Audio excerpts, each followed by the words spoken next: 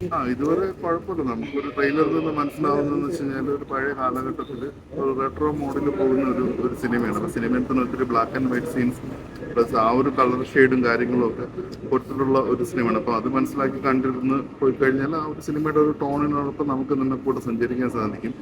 പിന്നെ സിനിമയുടെ ഒരു എന്താ പറയുക, ഒരു ആദ്യ അരമണിക്കൂറൊക്കെ വളരെ ബ്രില്യൻ്റ് ആയിട്ട് എക്സിക്യൂട്ട് ചെയ്ത കുറച്ച് കാര്യങ്ങളൊക്കെ ഉണ്ടായിരുന്നു. ഇപ്പോൾ എടുത്തു പറയാനാണെങ്കിൽ നമ്മളിപ്പോൾ സ്ക്രീനിൽ ഒരാൾ ഒരു സീനിന് വേണ്ടി അഭിനയിക്കുന്നു എന്ന് പറയുമ്പോഴത്തേക്കും നമ്മൾ പെട്ടെന്ന് അത് കണ്ടിരുന്നു നോക്കും. നമ്മുടെ മനസ്സിലൊരു എന്താ പറയുക, ഒരു ഫ്രഷ് മൈൻഡ് ആയിരിക്കും. പക്ഷെ ഒരു സീൻ എക്സ്പ്ലെയിൻ ചെയ്തിട്ട് അത് അദ്ദേഹം ചെയ്യുമ്പോഴത്തേക്കും നമ്മുടെ മനസ്സിൽ ഇത് ഇങ്ങനെയായിരിക്കും ഇയാൾ ചെയ്യാൻ പോകുന്നത് എന്നുള്ള ഒരു ഇതുണ്ട്. അപ്പോൾ ആ ഒരു രംഗങ്ങളെല്ലാം വളരെ മനോഹരമായിട്ട് തന്നെ വന്നിട്ടുണ്ട്.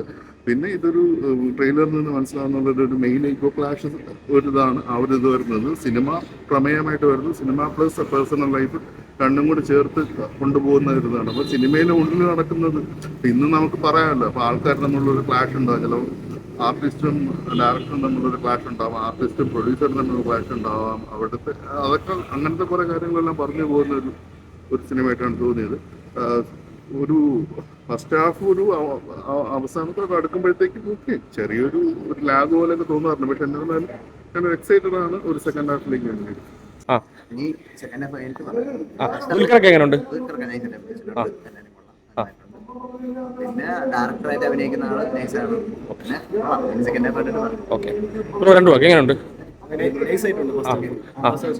ഡി ക്യു ഒക്കെ എങ്ങനെയുണ്ട്? പീക്കായിട്ടുണ്ട്. ഓക്കെ.